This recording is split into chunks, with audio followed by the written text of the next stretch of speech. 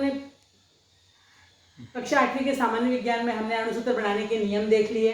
हाँ, 5 नियम को आप अच्छी तरह से समझेंगे और उसके पहले आप जितना मैंने वो 1 से 5 तक के संकेत और संयोजकता लिखाई थी उसको याद कर लेंगे। जब भी स्कूल खुलेगा और हम लोग मिलेंगे तो सबसे पहले मैं आपको वो 1 2 3 4 5 संयोजकता वाले तत्वों के नाम और उनके संकेत याद करूंगी। जिसको भी पूरे संकेत और संयोजकता याद होगी उसको मेरी तरफ से एक चॉकलेट फ्री।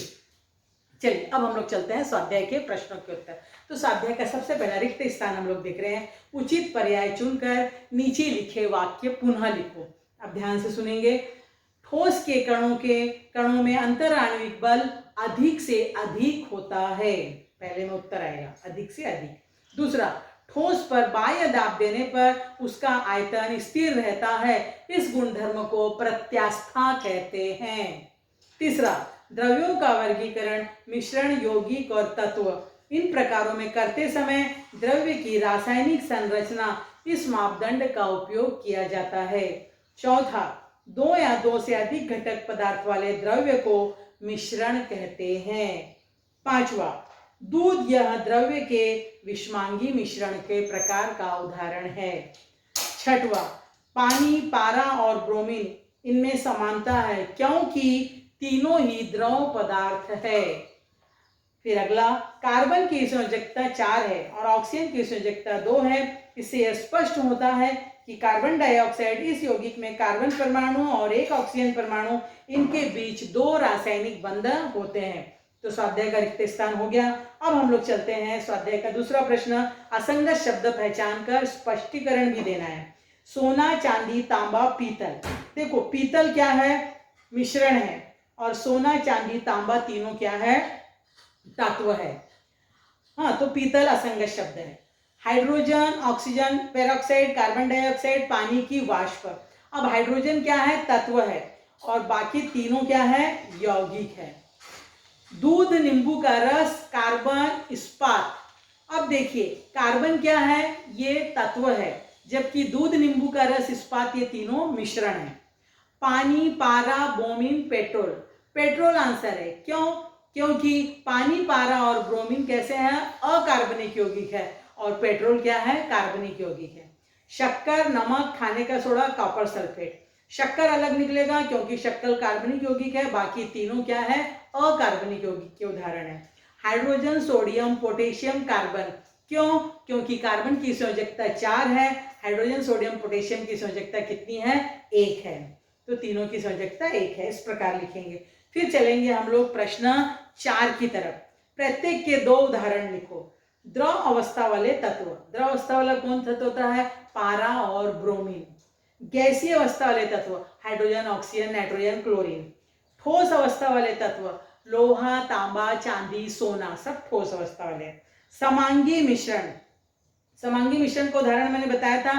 समुद्र का पानी, कॉपर सल्फेट प्लस पानी है ना, नमक का पानी, शक्कर का पानी। उसके बाद है कलिल। कलिल का उदाहरण लिखेंगे दूध है ना, रक्त, ये सब। फिर उसके बाद सेंद्रीय यौगिक के उदाहरण ग्लूकोज, यूरिया, शक्कर, कपूर, ये सब क्या है? सेंद्रीय यौगिक के उदाहरण। फिर जटिल यौगिक के उदाहरण। जटिल यौगिक का ही बताया था मैंने, हरित लवक, हीमोग्लोबिन और साइनोकॉब्लिन। फिर उसके बाद है असेंद्रीय यौगिक। असेंद्रीय यौगिक में मैंने बताया है आप लोगों को कौन कौन से हैं असेंद्रीय यानी अकार्बनिक यौगिक। तो उसके उदाहरण भी मैंने बता दिए थे उदाहरण में, उसको लिख लेंगे। अब उसके बाद है उपधातु। उपधातु में हम लोग क्या लिखेंगे? आर्सेनिक, एंटीमनी, ये सब क्या है? सिलिकॉन उपधातु है। फिर है एक संयोजकता वाले तत्व। तो मैंने लिखा है sodium, potassium, hydrogen, sodium, potassium, silver, ammonium, ये सब क्या है? एक संयोजकता वाले तत्व। 2 संयोजकता वाले तत्व भी लिखा है, मैग्नीशियम, कैल्शियम, ऑक्सीजन, ऑक्साइड जो है, ये सब क्या है? 2 संयोजकता वाले। फिर आगे नीचे के अणुसूत्र के आधार पर उनके घटक तत्वों के नाम और संकेत लिखना है। तो उसको सारणी बनाना है आपको। किस प्रकार सारणी बनाओगे? देखो ऐसे KCl लिखोगे और उसके बाद में उसके घटक तत्वों के नाम लिखोगे, K और Cl यानी पोटेशियम और Cl। फिर उसके आधार पर तत्वों के नाम और उनके संकेत। तो इनका नाम लिखोगे, ये क्या है? पोटेशियम, ये क्या है? क्लोरीन, और उनकी संयोजकता लिखनी है। तो पोटेशियम को मैंने लिखाया था एक संयोजकता वाले में, क्लोरीन को भी लिखाया था एक संयोजकता। ऐसे इस प्रकार सारणी बनाओगे ऐसे करके। फिर दूसरा लिखोगे HBr। अब लिख सकते हो आप लोग हाइड्रोजन, मैं केवल एक समझा दे रही हूँ आपको, हाइड्रोजन, फिर ये है ब्रोमीन, हाइड्रोजन का है H, ब्रोमीन जो है Br।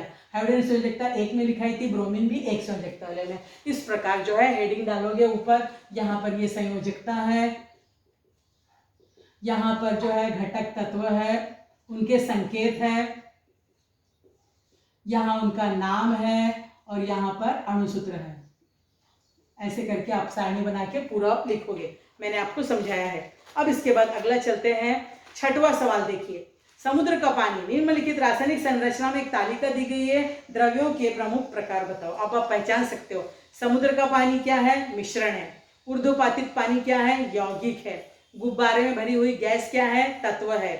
सिलेंडर में भरी हुई गैस मिश्रण है। खाने का सोडा यौगिक है। शुद्ध सोना तत्व है। ऑक्सीजन की नली में भरी हुई गैस तत्व है। कांसा क्या है, मिश्रण है। देखो दो इससे लिखा है, Cu धन ऐसे। हीरा क्या है, कार्बन तत्व है। कॉपर सल्फेट CuSO4 यौगिक है। चूने का पत्थर CaCO3 यौगिक है। तनु हाइड्रोक्लोरिक अम्ल HK और H2O मिश्रण है। ये हो जाएगा। उसके बाद देखेंगे आठवां प्रश्न। देखो आठवां प्रश्न देखो, C की संयोजकता 4 है,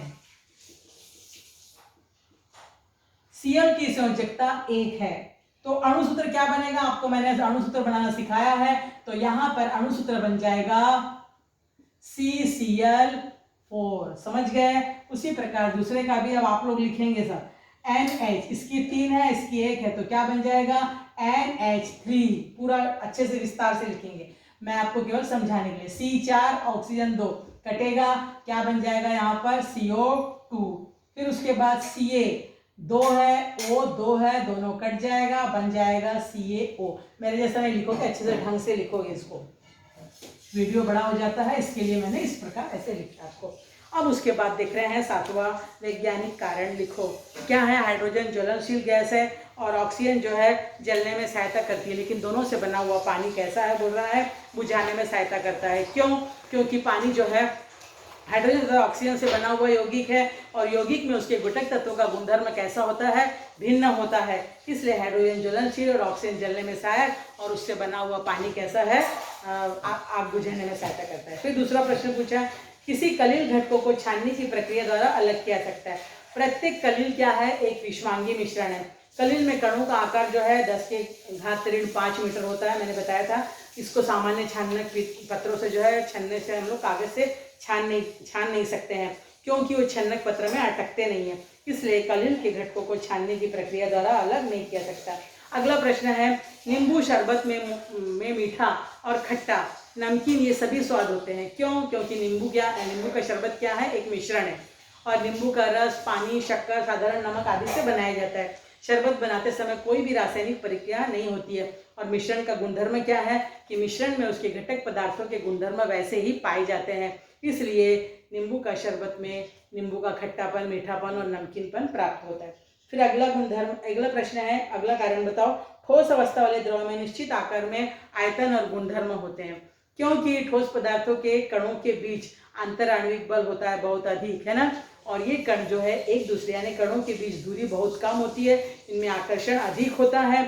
परिणाम स्वरूप जो है ठोस आकार वाले कणों का बीच आकर्षण अधिक होने के कारण इनका आकार और आयतन जो है निश्चित होता है। अब इसके बाद देखो स्वाध्याय का तीसरा प्रश्न। वनस्पतियां सूर्य प्रकाश में क्लोरोफिल, हरित लवक की सहायता से, कार्बन डाइऑक्साइड की सहायता से भोजन बनाती है, ग्लूकोज बनाती है, ऑक्सीजन बाहर छोड़ती है। इस प्रक्रिया में बनने वाले 4 यौगिक कौन से हैं। तो यहाँ पर आपने को मालूम है प्रकाश संश्लेषण की क्रिया वाला समीकरण हमने पढ़ा होगा। कार्बन डाइऑक्साइड और पानी की सहायता से हरी वनस्पतियां सूर्य प्रकाश और हरित लवक की सहायता से क्या बनाती है, अपना भोजन बनाती है, यानी C6H12O6 प्लस ऑक्सीजन गैस जो है बाहर निकालती है। तो यहाँ पर हम लोग समीकरण बाद में संतुलित भी कर देंगे, 6CO2, 6H2O और 6O2 ये लिखना है। प्लस हम लोग को बाद में क्या पूछ रहा है, इस प्रक्रिया में बनने वाले 4 यौगिकों के नाम लिखो। तो 4 यौगिक कौन कौन से हैं, ये इसका नाम क्या है, ग्लूकोज, ये क्या है ऑक्सीजन, तो यहाँ पर ये यौगिक है पानी, ये है कार्बन डाइऑक्साइड।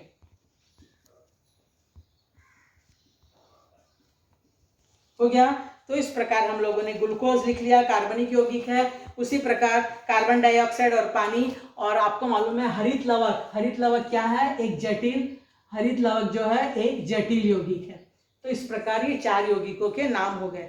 अब उसके बाद है दूसरा प्रश्न, पीतल इस मिश्र धातु, पीतल इस मिश्र धातु में जो है तांबा और जस्ता विलायक विलेय द्रव्य कौन है, लिखो। तो आपको मालूम है तांबा और जस्ता में जो है ज्यादा जो रहता है वो क्या होता है, विलायक होता है, और जस्ता जो है विलेय होता है, और इन दोनों से मिला हुआ विलयन है। उसी प्रकार घुलनशील लवणों के कारण समुद्र के पानी का स्वाद खारा होता है। कुछ जल संग्रहों में लवणता इस प्रकार है, तो 2 विशेषताएं स्पष्ट करो बोल रहा है।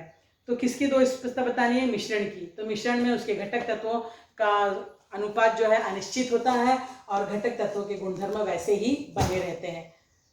ये उसका आंसर है। इस प्रकार आपको स्वाध्याय के सारे प्रश्नों के उत्तर मालूम पड़ गए। आप लोग अच्छे से बार बार वीडियो देखेंगे, पढ़ेंगे, और उसके बाद इसको अच्छे से समझेंगे।